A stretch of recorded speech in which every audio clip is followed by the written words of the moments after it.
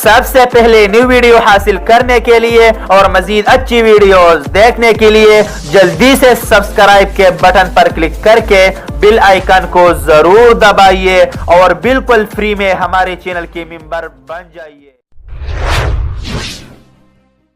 السلام علیکم پاکستانیوں، میں آج وزیر اعظم پاکستان سے ایک آواز ڈیمانڈ کرنے لگا ہوں۔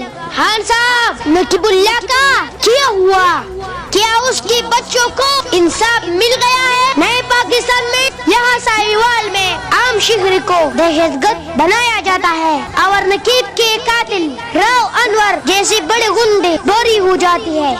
440 قتل کی ہے راؤ انور نے۔ خان صاحب، اب اگر مدینہ کی ریاست کی بات کی جائے تو عمر رضی اللہ تعالیٰ عنہ ایسے گنڈوں کی سر قلم کرتے تھے۔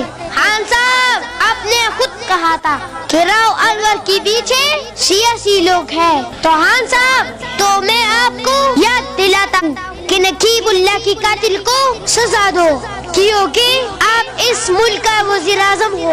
نقیب اللہ کی قتل سے تمام پشتونوں کے دنوں کو در پہنچا ہے۔